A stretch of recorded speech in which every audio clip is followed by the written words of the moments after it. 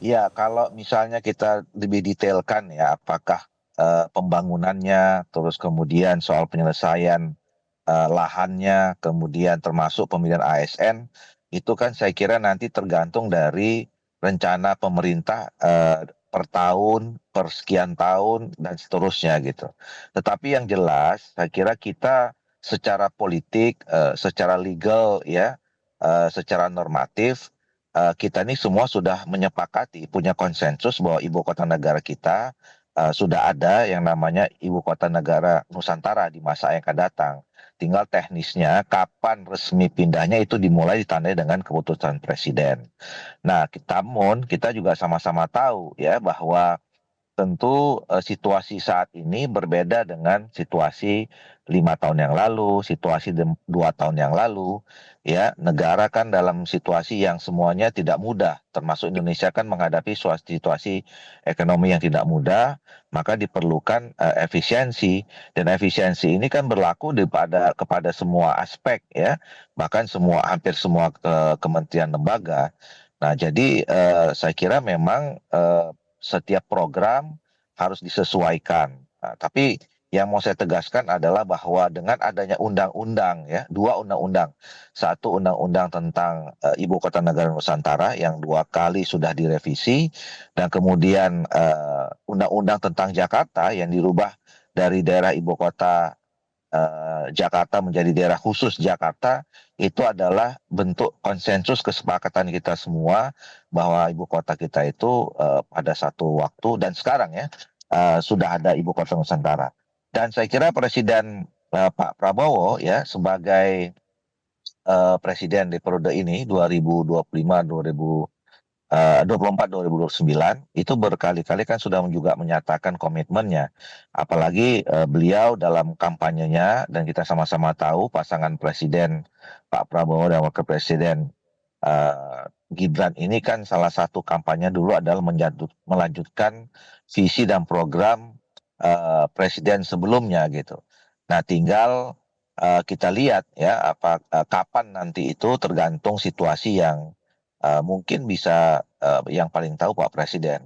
Nah, yang ketiga kita harus paham pemindahan ibu kota negara ini itu di dalam master plan-nya juga diberikan waktu cukup panjang sampai 2045 eh, baru tuntas gitu loh. Nah, jadi artinya kalau dihitung dari sekarang, ya pemerintah ini sudah masih punya waktu sekitar 19 tahun ya untuk merampungkan. Walaupun kita juga tahu sekarang ini sebetulnya sudah ada progres dari katakanlah 1 tahun 2 tahun yang lalu. Istana Presiden sudah ada, kantor presidenan sudah ada, terus kemudian kantor Menko sudah ada, perubahan kementerian juga sudah ada gitu. Nah, jadi sebetulnya tinggal mencari momentum yang tepat, kemudian parameter yang tepat. Kapan sebenarnya sebuah pemerintahan itu sudah mulai pelan-pelan dilakukan proses transisi ke ibu kota negara Nusantara itu. Kalau bicara tentang soal revisi penyesuaian anggaran, ya, efisiensi anggaran itu kan memang dibicarakan antara menteri dengan mitra di komisinya masing-masing, ya.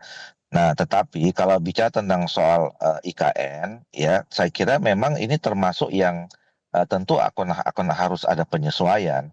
Karena betul tadi ya bahwa masing-masing presiden itu tentu punya visi, punya program unggulannya masing-masing.